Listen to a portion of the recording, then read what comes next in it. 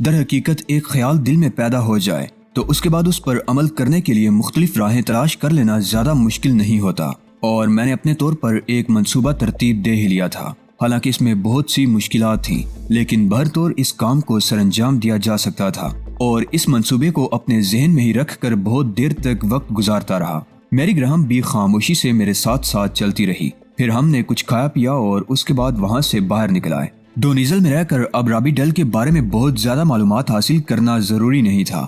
دفعتاً ہی میری گراہم نے چونک کر مجھ سے کہا، آج کیا تاریخ ہے؟ میں نے اسے تاریخ بتائی اور وہ بری طرح چونک پڑی۔ پھر اس نے کہا، پرسوں یہاں ڈونیزل کلب میں ایک پروگرام ہونا ہے اور میرے خیال میں وہ پروگرام اس بار ہمارے لیے نہایت کارآمد ثابت ہو سکتا ہے۔ کیا پروگرام ہوتا ہے؟ یوں سمجھ لو پرسوں کی مخصوص تاریخ میں یہاں ایک فینسی شو ہوتا ہے۔ اس فینسی شو میں زیادہ تر لوگ ماسک لگا کر شریک ہوا کرتے ہیں۔ اس فینسی شو کی روایات بہت مختلف ہیں اور ان کی تفصیل میں جانا میرے خیال میں مناسب نہیں ہے، لیکن اس دن یہ ہوتا ہے کہ ہر شخص ماسک لگا کر بہت مصروف عمل رہتا ہے۔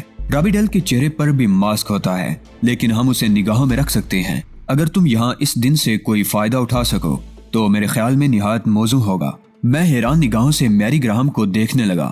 در حقیقت میں نے جو منصوبہ ترتیب دیا تھا اس کے لیے یہ تو شاید نہایت شاندار موقع فراہم ہو سکتا تھا۔ میں نے پرمسرت انداز سے کہا، تو بس یوں سمجھ لو پرسوں کا دن اس کی زندگی کا آخری دن ہے۔ دیکھا، میں نے کہا تھا نا کہ جلد بازی مناسب نہیں ہے۔ ہم کوئی مناسب موقع دیکھ کر اپنے عمل کا آغاز کریں گے۔ بھائی، جلد بازی تمہاری طرف سے تھی میری گراہم، میرا تو اس میں کوئی دخل نہیں تھا۔ میں تو جو کچھ کر رہا ہوں تمہارے لیے کر رہا ہوں، تو پھر تم میرے لیے پرسوں یہ کام کر ڈالنا، لیکن کوئی منصوبہ اس کے سلسلے میں پریشان ہونے کی ضرورت نہیں، ہم بعد میں اس کا فیصلہ کر لیں گے۔ اور در حقیقت یہ وقت پریشانی کا نہیں تھا، کیونکہ رات کی گہرائیوں کا آغاز ہو چکا تھا، اور رات کی گہرائیوں میں کوئی ایسا احمقانہ خیال دل میں نہیں لانا چاہیے جو آنے والے لمحات کو کسی قسم کے تقدر کا شکار کر دے، اور شاید میری گراہم بھی یہی چاہتی تھی۔ چنانچہ ہر تقدر ذہن سے نکال کر ہم ایک دوسرے کے مزاج شناس بننے لگے، اور یہ مزاج شناسی ہم دونوں کے لیے بہت ہی زیادہ فائدہ مند رہی، کیونکہ ہم دونوں نے اچھی طرح ایک دوسرے کو سمجھ لیا تھا۔ دوسرا دن بالکل آرام کرنے کا دن تھا۔ اس دن نہ سمندر پر جانے کی ضرورت تھی اور نہ ہی ڈونیزل کے چکر لگانے کی، لیکن ڈونیزل جانے کا فیصلہ تو میں نے کر ہی لیا تھا۔ کم از کم سارے حالات کا جائزہ لیتے رہنا آسانیاں فراہم کر سکتا تھا۔ چنانچہ ہم شام کو ڈونیزل کلب پہنچ گئے۔ دن بھی آج کل کے دن کی نسبت کچھ مدھم تھا، اور ڈونیزل کلب میں بھی نہ جانے کیوں خاص رونق نہیں تھی۔ عام دنوں کی نسبت اس دن یہاں کم لوگ آئے تھے۔ البتہ رابی ڈل کو پانی میں بآسانی دیکھا جا سکتا تھا، اور پھر تیسرا دن بھی شروع ہو گیا۔ اس دن سے پہلے والی رات کی کہانیاں بیکار ہیں۔ میری گراہم کی تو اب یہ خواہش معلوم ہوتی تھی کہ بس میں رابی ڈل کو قتل کرنے کے سلسلے میں منصوبہ بندیاں کرتا رہوں، اس سلسلے میں عمل نہ کروں، لیکن میرا اپنا مقصد یہ نہیں تھا۔ مجھے ظاہر ہے یہاں سے واپس بھی جانا تھا، اور ابھی تو یہاں آ کر کام کا آغاز کیا ہی تھا، بلکہ آغاز بھی نہیں ہوا تھا، اور میں ابھی تک اندھیرے ہی میں تیر چلا رہا تھا۔ لیکن دوسرے دن ڈونیزل کی جو کارروائیاں میں نے دیکھی تھی میرے لیے بہت کارآمد ثابت ہو سکتی تھی۔ البتہ دن کی روشنی میں میں نے میری گراہم سے تھوڑی دیر کی اجازت لے کر کچھ اور تیاریاں بھی کر لیں، اور یہ تیاریاں کرنے کے بعد میں بڑے اہتمام کے ساتھ ڈونیزل کلب پہنچا تھا۔ اس وقت میری گراہم میرے ساتھ نہیں تھی۔ ڈونیزل میں مجھے جو کچھ کرنا تھا وہ میری گراہم کے بغیر کرنا تھا، اور میں نے اس سلسلے میں جو کچھ کیا تھا وہ واقعی ایک مشکل کام تھا، کیونکہ سیلی 2 کی گلیوں اور بازاروں سے مجھے کوئی واقفیت نہیں تھی۔ اپنی مطلوبہ اشیاء تلاش کرنے میں مجھے خاصی دقت کا سامنا کرنا پڑا تھا، لیکن بہرطور ہر مشکل کسی نہ کسی طرح حل ہو ہی جاتی ہے۔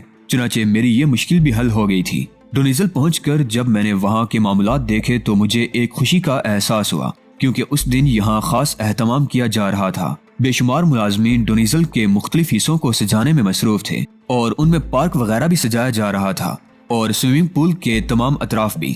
چنانچہ ان لوگوں میں گلنے ملنے میں مجھے کوئی دقت نہیں ہوئی، اور میں نے اپنے ساتھ لائی ہوئی اشیاء وہاں ایک ایسی جگہ محفوظ کر دی جہاں سے میں انہیں بآسانی حاصل کر سکتا تھا۔ بڑا لمبا منصوبہ تھا، اور اس منصوبے میں میری گراہم سے دوری ہی اختیار کی جاتی تو زیادہ بہتر تھا، لیکن ڈونیزل کلب تک تو اس کے ساتھ ہی آنا تھا۔ چنانچہ ہم حسب پروگرام شام کو 4 بجے ڈونیزل کلب پہنچ گئے۔ یہاں اب بے پناہ رونق نظر آ رہی تھی۔ آج شاید بہت سے مہمانوں کو خصوصی طور پر مدعو کیا گیا تھا۔ بے شمار کاریں پارکنگ لاٹ پر کھڑی ہوئی تھی، اور پارکنگ لاٹ تقریباً بھر ہی چکا تھا۔ چنانچہ اس کے لیے مزید بندوبست کیے جا رہے تھے۔ افراد بھی بہت زیادہ تھے۔ حسین ترین لباس میں ملبوس خواتین و حضرات جنہوں نے اپنے چہروں پر طرح طرح کے ماسک لگائے ہوئے تھے، اس طرح ان کے چہرے چھپ گئے تھے، لیکن باقی انہیں بآسانی پہچانا جا سکتا تھا۔ میری گراہم نے بھی ایک ماسک اپنے چہرے پر لگا لیا، چونکہ آج ڈونیزل میں ماسک لگائے بغیر داخل ہونا ممنوع تھا۔ ہم ڈونیزل کے مختلف حصوں میں گھومتے رہے۔ اس کے بعد میں نے میری گراہم سے کہا، اب تم مجھے اجازت دو میری گراہم، مگر تم وہ کسی قدر کپ کپائے ہوئے لہجے میں بولی، بھائی مجھے کچھ نہ کچھ کرنا ہے، اس سے پہلے اگر کوئی بہتر منصوبہ بندی کر لیتے تو زیادہ موزوں نہیں تھا۔ پلیز میری گراہم، تم مجھے تھوڑی دیر کے لیے اجازت دے دو، میرا لباس تو تم پہچانتی ہو نا، بعد میں جب میں تمہارے سامنے آؤں تو تم مجھے خود ہی تلاش کر لینا، یا میں بھی تمہیں تلاش کر لوں گا، اور یہ میرے لیے کوئی مشکل کام نہیں ہوگا۔ اس کے بعد میں وہاں سے ہٹ گیا۔ میری گراہم بھی ہنگاموں میں گم ہو گئی تھی، اور ان ہنگاموں نے واقعی میری آج کے دن بے حد مدد کی تھی، کیونکہ زیادہ تر لوگ کسی قسم کی الجھن میں پڑے بغیر ادھر سے ادھر آ جا رہے تھے، اور ڈونیزل میں ممنوع علاقوں پر بھی پابندی ختم کر دی گئی تھی۔ چنانچہ یہاں کے ماحول کا بھرپور جائزہ لینے کے بعد مجھے کافی سکون محسوس ہوا۔ لوہے کے ایسے وزنی ٹکڑے جو میں نے بازار سے خریدے تھے اور جن میں اس بات کی گنجائش موجود تھی کہ ان میں کسی چیز کو باندھا جائے تیار تھے، ایسے 4 ٹکڑے میں نے مہیا کیے تھے، اور ان کا وزن بہت کافی تھا۔ چنانچہ میں اس سوئمنگ پول میں اتر گیا جس میں خصوصی طور پر رابی ڈیل نہایا کرتا تھا، اور لوہے کے ان 4 ٹکڑوں کو پانی کی تہہ تک پہنچانے میں مجھے بہت زیادہ دقت کا سامنا نہیں کرنا پڑا۔ اور بھی کچھ لوگوں سے واسطہ پڑا تھا، لیکن سب اپنے آپ میں اس طرح مگن تھے کہ کسی کو کسی کی فکر نہ تھی، اس لیے کوئی خصوصی طور پر میری جانب متوجہ نہیں ہوا تھا۔ میں اس کام سے فراغت حاصل کرنے کے بعد بآسانی باہر نکلا، اور اس کے بعد سوئمنگ ہی کے ڈریس میں ادھر سے ادھر گھومتا رہا۔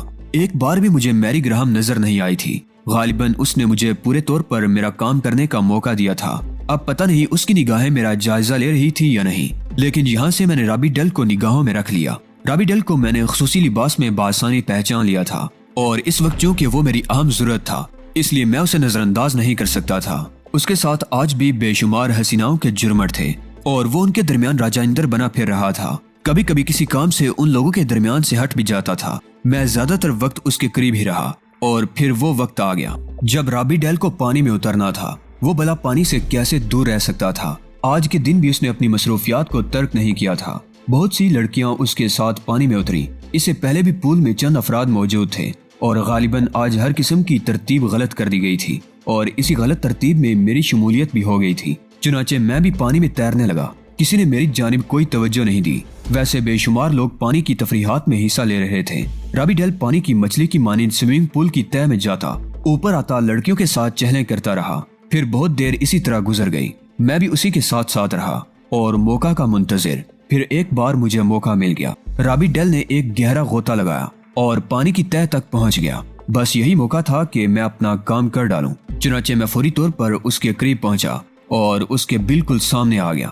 رابی ڈیل نے اوپر اٹھنے کی کوشش کی، لیکن میرے ایک زوردار گھونسے نے اس کی کنپٹی سہلائی اور وہ چکرا سا گیا۔ اس کے ہاتھ پاؤں پھسل گئے اور تیرنے کا سا انداز ختم ہو گیا۔ میں نے دوسرا گھونسا اس کی ناک کے نیچے جڑ دیا۔ رابی ڈیل یقینی طور پر ایک فٹ آدمی تھا، لیکن اتنا بھی نہیں کہ میرے اس طاقتور گھونسے کو بآسانی برداشت کر لیتا۔ میرے لیے اس وقت یہی لازم تھا کہ میں اسے مار مار کر ادموا کر دوں تاکہ وہ سطح تک پہنچنے کی کوشش نہ کرے۔ کوئی بھی لمحہ اتنا خطرناک ہو سکتا تھا کہ میرا سارا کام گڑبڑ ہو جاتا۔ چنانچہ میں نے اس کا سر اپنی بغل میں دبا کر ایک اور مکہ اس کی پیشانی پر رسید کیا، اور اتفاق کی بات یہ کہ وہ اس وقت سنگ مرمر کی اس دیوار کے بالکل قریب تھا جو پول کے کنارے کی دیوار تھی۔ اس بار میں نے اس کی گردن میں ہاتھ ڈالا اور اسے پوری قوت سے آگے بڑھاتا ہوا دیوار تک لے گیا، اور اس کے بعد میں نے اس کے سر کا عقبی حصہ دیوار پر دے مارا۔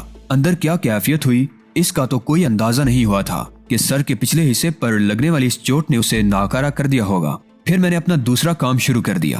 اسے گردن سے پکڑ کر گھسیٹتا ہوا نیچے اس جگہ لے گیا جہاں لوہے کے وہ وزن پڑے ہوئے تھے۔ زنجیروں میں لگے ہوئے آنکڑے اٹھائے اور اس کے بعد دونوں آنکڑے اس کے پیروں میں فٹ کر دیے۔ اب دو وزن اس کے پیروں میں بندھے ہوئے تھے۔ میں نے آہستہ سے اسے چھو کر دیکھا اور پھر یہ اندازہ لگانے کی کوشش کی کہ وہ اوپر تو نہیں اٹھ سکتا، لیکن یہ ایک ناممکن عمل تھا۔ تیرے بغیر اوپر نہیں جایا جا سکتا تھا، اور غالباً اب وہ تیرنے کی پوزیشن میں نہیں تھا۔ میرے آس پاس سے بہت سے لوگ گزر رہے تھے اور پانی میں ان کی ہلچل صاف محسوس ہو رہی تھی۔ کوئی بھی ذرا سا نیچے آ کر میری اس کارروائی کا جائزہ لے سکتا تھا، چنانچہ میں اس سے زیادہ خطرہ مول نہیں لے سکتا تھا۔ میں فوراً کسی تیز رفتار مچھلی کی مانند تیرتا ہوا رابی ڈیل سے دور نکلا، اور اس کے بعد پول میں رکنا مناسب نہیں تھا۔ چنانچہ میں اوپر نکل کر کنارے پر پہنچا، چند لمحات وہاں رکا، اور اس کے بعد آہستہ آہستہ ٹہلتا ہوا کلاتھ روم میں آ گیا جہاں میرا لباس موجود تھا۔ میں نے کلاتھ روم میں آ کر فوراً ہی اپنا لباس تبدیل کیا، ماسک صاف کر کے دوبارہ چہرے پر لگایا और उसके बाद आवारा गर्दी करने लगा। लेकिन जाहिर है मेरा रुख पूल ही की जानिब हो सकता था। अभी तक गालिबन रॉबी डेल की गुमशुदगी या उसकी मौत की इत्तला किसी को नहीं मिली थी। वैसे मुझे ये अंदाजा हो गया था कि जितना वक्त मैंने क्लॉथ रूम में लिबास तब्दील करने में सर्फ किया है, इतना वक्त रॉबी डेल को पानी में हलाक करने के लिए काफी साबित हो सकता है। मैं वहाँ एक जगह रुककर सूरत हाल का जायजा लेने लगा। लोग अपने अपने हंगामों में मसरूफ थे, लेकिन थोड़ी देर के बाद अमल शुरू हो गया। गालिबन रॉबी डेल की साथी लड़कियों को बहुत देर के बाद ये एहसास हुआ था कि रॉबी डेल उनके करीब मौजूद नहीं है। चुनाचे वो पानी की गहराइयों में उसे तलाश करने लगी थी और उसके बाद पूल के किनारे मुख्तलिफ किस्म की सुरीली और मकरूर चीखों से गूंज उठे। गालिबन रॉबी डेल के बारे में लोगों को इल्म हो चुका था। अब मैं धड़कते दिल के साथ इस बात का मुंतजिर था कि नतीजा क्या निकलता है, रॉबी डेल की मौत या कुछ और थोड़ी देर के बाद मुझे सूरत हाल का अंदाजा हो गया। बहुत से लोग पूल के गिर्द पहुंच गए थे और वहां मौजूद लोगों को पीछे हटा रहे थे। मैं भी उन्हीं लोगों के हुजूम में शामिल हो गया और इस तरह मुतजस्सिस नजर आने लगा जैसे मैं भी ये मालूम करना चाहता हूँ कि क्या हादिसा पेश आ गया है। लेकिन हादिसा वाकई बड़ा दिलदोज था। रॉबी डेल को उन वजन बने हुए पैरों के साथ ही बाहर निकाला गया और ये बात मंजरे आम पर आ गई थी कि रॉबी डेल को कत्ल कर दिया गया। उसका जिस्म चंद लम्हात के लिए पूल के किनारे लिटाया गया, पैरों से वजन खोला गया और उसके बाद बहुत से लोग अपने हाथों पर उठाए एक सम चलने लगे। चारों तरफ हंगामा बर्पा हो गया था। लोग ये जानना चाहते थे कि जिस बेजान जिस्म को अंदरूनी हिस्से की जानिब ले जाया जा रहा है वो जिंदा है या खत्म हो गया। लेकिन फिर लोगों को ये कहते सुना गया कि मिस्टर रॉबी डेल कत्ल कर दिए गए हैं और इसके बाद दर हकीकत डोनिजल में मेरा कोई काम नहीं था। वैसे भी खतरा मोल नहीं लेना चाहिए था, लेकिन फौरन ही बाहर निकल जाना भी तो दूसरों के लिए शक का बायस हो सकता था, क्योंकि उस वक्त जबकि डोनिजल में मौजूद तमाम अफराद ये जानने के लिए बेचैन थे कि ये हादिसा कैसे हुआ और इसका जिम्मेदार कौन है। अगर एक शख्स फौरन ही बाहर निकल जाए तो लोग उसके बारे में तशवीश का शिकार हो सकते हैं। ताहम मैं ज्यादा देर यहाँ रुकना भी नहीं चाहता था। लोगों के हुजूम में कुछ देर शामिल रहा और उसके बाद वहाँ से खिसकता हुआ बाहर निकला। अब मुझे मैरी ग्राहम की भी फिक्र नहीं थी। जाहिर है वो उन्हीं लोगों के दरमियान मौजूद थी और सूरत हाल मालूम करने के बाद खुद भी पीछे हटने की कोशिश करेगी। मैंने जो ही मौका पाया वहाँ से निकल खड़ा हुआ और फिर एक टैक्सी मुझे लेकर मेरे होटल चल पड़ी। उस वक्त वसीउ हरीज पार्किंग लॉट में उस कार के करीब जाना भी मुनासिब नहीं था जिसे मैरी ग्राहम ड्राइव करती हुई यहाँ तक लाई थी। टैक्सी ने अलबत्ता मुझे होटल पहुँचा दिया और दिल ही दिल में मैं मसरूर होने लगा। होटल के कमरे में पहुंचकर मैंने सोचा कि अब मैरी ग्राहम का साथ भी बहुत देर तक मुनासिब नहीं है। यकीनी तौर पर मुझे यहाँ से निकल जाना चाहिए। मैरी ग्राहम को यह तो पता चल ही जाएगा कि ये काम हो चुका है और वैसे भी अब उसके साथ चंद रोज गुजारे जा चुके हैं और मेरे लिए सही तौर पर अमल का आगाज हो गया था। अगर वो मुझसे चिपकी रही तो मेरे लिए मुश्किल बन जाएगी। इसके अंदाज से यही पता चलता था कि वो आसानी से मेरा पीछा नहीं छोड़ेगी, लेकिन मुझे चूंकि काम करना था इसलिए मैरी ग्राहम को इससे ज्यादा बर्दाश्त करना मुमकिन नहीं था। तमाम इंतजामात करने के बाद मेरा मुख्तसर सा सामान एक टैक्सी में मुंतकिल हो गया और यहाँ से किसी और होटल पहुँचना मेरे लिए कोई मुश्किल काम नहीं था।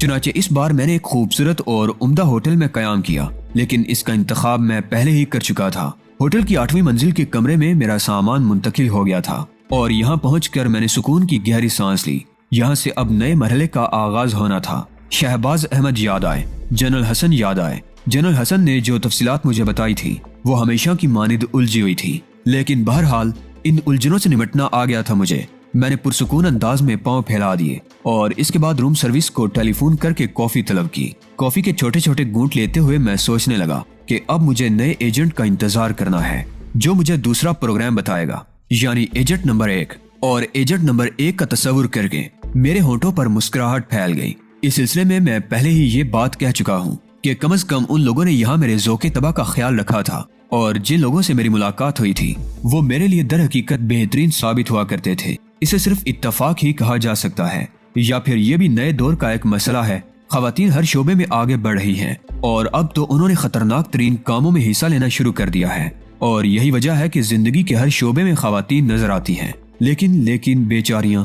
मेरे जहन में इस तस्वुर से एक अजीब सी शरारत आमेज कैफियत पैदा हो गई। बहरतौर इंतजार करना था उस नए एजेंट का। देखें किस तरह उससे राब्ता कायम होता है। रात के तकरीबन 11:30 बजे थे और मैं होटल की खिड़की के सामने खड़ा बाहर तक फैली हुई दुनिया को देख रहा था। सैली 2 मजमूई तौर पर एक खूबसूरत शहर करार पाया था। उसके नवाहात की मैंने सैर की थी और उसे दिलकश तरीन पाया था। खुसूसी तौर पर उसके साहिल तो वाकई काबिल दीद थे। इंसान को अगर तफरीह का कोई और जरिया मुहैया ना हो तो सिर्फ साहिलों पर निकल जाए। تفریح ہی تفریح بکھری ہوئی ہوتی ہے۔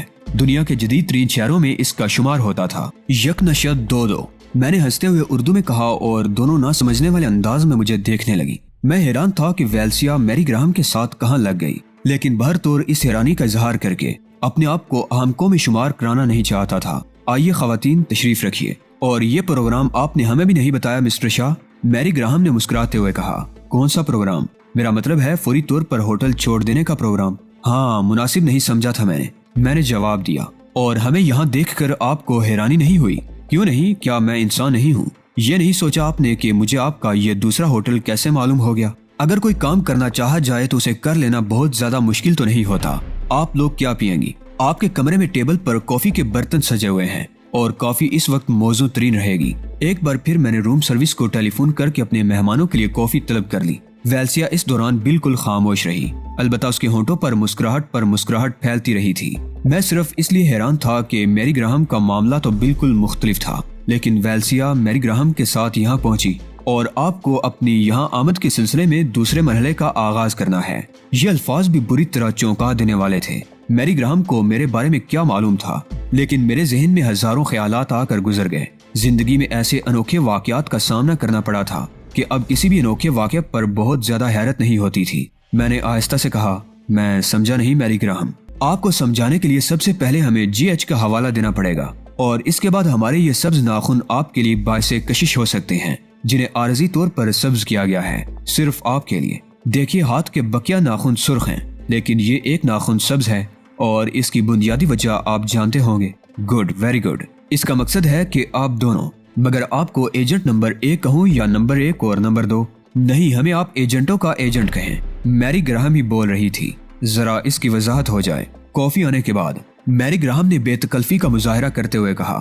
یہاں اس کے انداز میں خالص عورت پن جھلک رہا تھا، یعنی وہ مجھ سے بہت زیادہ بے تکلفی کا مظاہرہ کر کے ویلسیا پر اپنا رعب قائم کرنا چاہتی تھی۔ میں نے لاپرواہی سے کاندھے ہلائے اور کافی آنے کا انتظار کرنے لگا۔ اب میں نے اپنے چہرے کو ہر قسم کے تاثرات سے بے نیاز کر لیا تھا۔ البتہ یہ بات میں نے بارہا محسوس کی تھی کہ ویلسیا چور نگاہوں سے مجھے دیکھ رہی ہے، اور غالباً میرے چہرے پر اس اچانک ملاقات اور اس انداز میں ملاقات کا تاثر دیکھنا چاہتی تھی۔ سوچنے کے لیے تو میرے پاس بہت کچھ تھا، لیکن ان لڑکیوں کے سامنے سوچ کا مظاہرہ کر کے اپنے آپ کو احمق نہیں ثابت کرنا چاہتا تھا، چنانچہ لاپرواہی کا مظاہرہ کرتا رہا۔ کافی آ گئی اور ویلسیا نے خود ہی اٹھ کر کافی بنائی۔ میری گراہم اس پر حاوی نظر آتی تھی۔ ویسے یہ بات بھی میرے لیے باعث دلچسپی تھی کہ یہاں ایجنٹوں کے ایجنٹ بھی ہوا کرتے ہیں، یعنی اصل شخصیت سے مجھے بعد میں ملاقات کرنی تھی۔ اس دوران میں نے اپنے رویے کا تعین بھی کر لیا تھا۔ اب ان خواتین کے ساتھ نہایت لاپرواہی سے پیش آنا تھا۔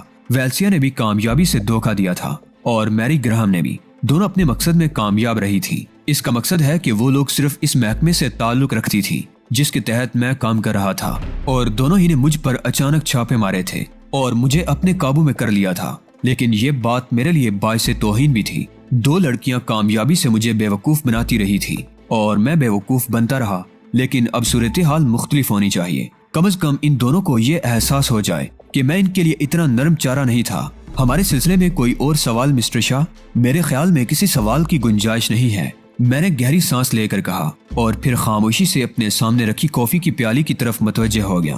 میری گراہم نے کافی کی چسکیاں لیتے ہوئے کہا، ویسے یہ تجربہ ہم دونوں کی زندگی میں بہت دلچسپ اور انوکھا ہے، اور اس کے بارے میں سوچتی ہوں تو مجھے بہت ہنسی آتی ہے۔ معاف کیجیے مسٹر شاہ، آپ سچ بتانا پسند کریں گے کہ آپ کو مجھ پر کوئی شبہ ہوا؟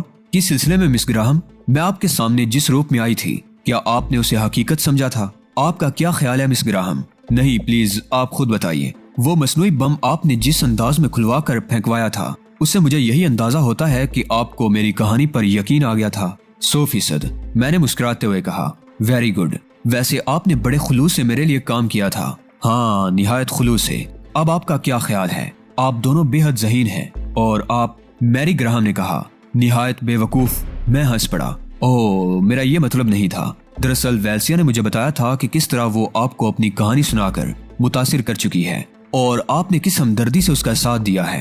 ہاں، ذہانت میں مس ویلسیا بھی کسی طور کم نہیں ہے، میں نے کہا۔ ویلسیا آپ سے بے حد متاثر ہے، میری نے کہا۔ اوہ، کیوں؟ اس کا کہنا ہے کہ اس پروفیشن میں آ کر انسانی ہمدردی اور ایسی کہانیوں سے متاثر ہونے کا جذبہ تقریباً ختم ہو جاتا ہے، مگر آپ دوسرے لاتعداد لوگوں سے مختلف ہیں۔ آپ کا اپنا کیا خیال ہے؟ میں نے چبھتے ہوئے لہجے میں پوچھا۔ मैरी ग्राहम ने कहा। हाँ, मेरा मतलब है किस सिलसिले में? बहुत से सिलसिले हैं, तफसील ना पूछें तो बेहतर है, मैंने कहा। और मैरी ग्राहम किसी कदर नर्वस हो गई, फिर किसी कदर संभल कर बोली, मैं तो पहले ही आपसे मुतासिर हो गई थी और अब मेरी ख्वाहिश है कि हमें एक तवील अरसा साथ गुजारने का मौका मिले। मैरी ग्राहम ने कहा, आप लोग बहुत दिलचस्प हैं, आपका मकसद बुरा नहीं था, वरना आपके हाथों में कोई नुकसान भी उठा सकता था। हाँ, इसके इम्कानात थे। वैसे वेल्सिया भी अपने काम में कामयाब रही। ये पुराने ख्यालात की लड़की है, खुद को लिए दिए रखने की आदी। आपको हैरत होगी कि इसका कोई बॉयफ्रेंड नहीं है। मैं इसका तज्जिया कर चुका हूँ, मैंने कहा। अब काम की बातें करो मैरी ग्राहम, वेल्सिया ने संजीदा लहजे में कहा। दरअसल मुझे बहुत लुत्फ आ रहा है। रॉबी डेल को कत्ल करने में मिस्टर शाह ने जिस जहानत का मुजाहरा किया है वो इंतहाई शानदार है।